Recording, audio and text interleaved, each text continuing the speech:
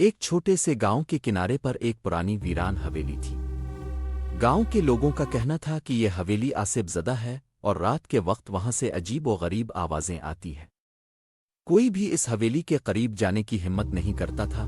ایک دن دو دوستوں عمیر اور حسن نے اس حویلی کے بارے میں سن کر اسے دیکھنے کا فیصلہ کیا۔ عمیر ایک نڈر اور بہادر لڑکا تھا، جبکہ حسن ذرا ڈرپوک تھا، لیکن وہ عمیر کو کبھی انکار نہیں کرتا تھا۔ رات کا وقت تھا اور پورے گاؤں میں سناٹا تھا۔ دونوں دوست چپکے سے حویلی کے قریب پہنچے۔ حویلی کے باہر لگا ہوا لوہے کا گیٹ زنگ آلود اور بہت بھاری تھا، مگر عمیر نے زور لگا کر گیٹ کو دھکیل دیا۔ گیٹ کے کھلنے کی آواز نے ماحول کو اور زیادہ خوفناک بنا دیا۔ دونوں دوستوں نے حویلی کے اندر قدم رکھا۔ حویلی کے اندر گھپ اندھیرا تھا اور ہر طرف مکروہے کے جالے تھے۔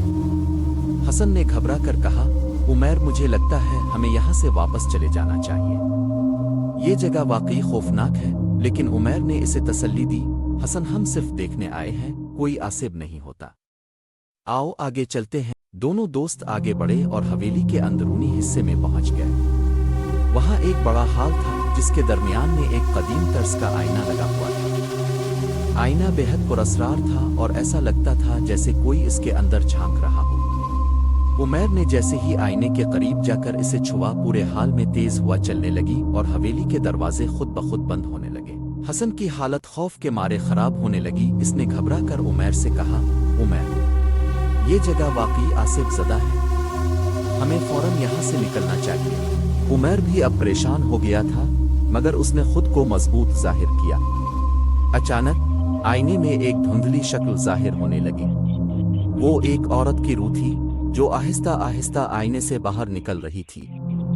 اس کے بال بکھرے ہوئے، آنکھیں سرخ اور چہرہ انتہائی ڈراؤنا تھا۔ عمیر اور حسن کی سانسیں رکنے لگے اور انہوں نے بھاگنے کی کوشش کی، مگر دروازے بند ہو چکے تھے۔ روح نے ایک خوفناک قہقہا لگایا اور کہا، تم دونوں نے میری نیند خراب کی ہے، اب تمہیں اس کی سزا ملے گی۔ عمیر نے جلدی سے اپنا ہمت جمع کی اور کہا، ہمیں معاف کر دو، ہم بے خبر تھے، ہم یہاں سے چلے جائیں گے۔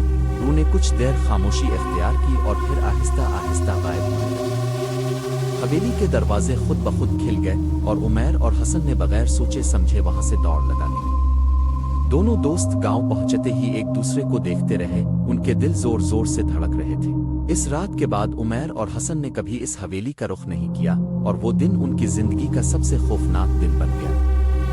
گاؤں والوں نے بھی ان کی کہانی سن کر اس آصف زدہ حویلی سے ہمیشہ کے لیے دور رہنے کا